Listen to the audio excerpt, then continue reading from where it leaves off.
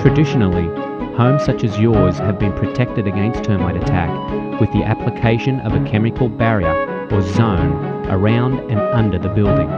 The goal of this process is to place a toxicant between the building and the ground beneath it. Depending on the type of product used, barrier treatments work by either repelling termites as they attempt to enter the building or by killing termites at some point after they come in contact with the barrier. Barrier treatments can be an effective form of termite control. However, they have their limitations. Barriers are effective only as long as they are in place and are of a certain strength or potency. If a barrier is physically disturbed by events such as running water or soil movement, the continuity of the barrier can be interrupted, resulting in gaps through which termites can gain access to the building. The effective life of a barrier treatment can be highly dependent upon the strength or concentration at which it is applied. If a barrier is applied at a low strength, or if a barrier degrades over time, termites can regain access to the building. Barrier chemicals now in use do not last as long as previously available barrier chemicals. These chemicals have been banned. This makes it necessary to reapply barrier treatments more frequently in order to ensure the building is always protected. The process of applying a barrier can be an invasive process. To form a barrier under a building, it may be necessary to drill a large number of holes in the outer surface of the building. These are necessary to inject the barrier toxicant between the building and the earth. It can be particularly difficult to form an effective barrier under an already completed building, and it is simply not possible to form a complete barrier under all parts of a typical in-place concrete slab.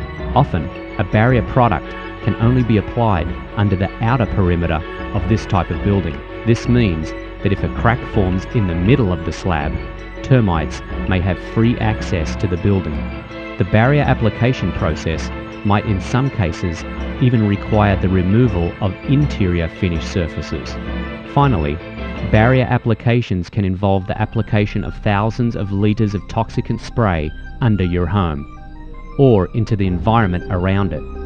Remember, the level of effectiveness of a barrier is highly dependent on the thoroughness with which the barrier is applied.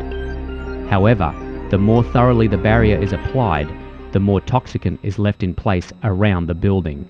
And once the toxic barrier is applied, it cannot be removed easily. In summary, barriers act on termites only if they are attacking the building or attempting to attack the building. Barriers can be thought of as a passive or defensive approach to termite control. The barrier application process can involve the application of thousands of litres of toxicant-containing solution around your home. The application process can be invasive as well as labour-intensive, and once applied, a barrier cannot be easily removed. In contrast to barriers, a newer and more advanced method of termite control recently introduced is gaining wide acceptance. This method is called termite baiting. Although the goal of barriers and baiting is the same, there is a world of difference between the two methods.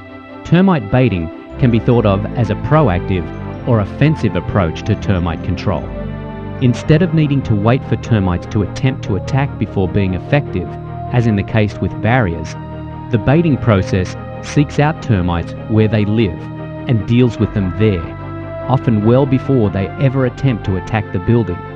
In contrast to the larger amounts of toxicant used in barrier applications, baiting involves the strategic application of very small quantities of toxicants. It has been estimated that a home can be protected from termites by baiting with as little as 1/10,000th of the amount of toxicant needed to protect it using some barrier treatment products.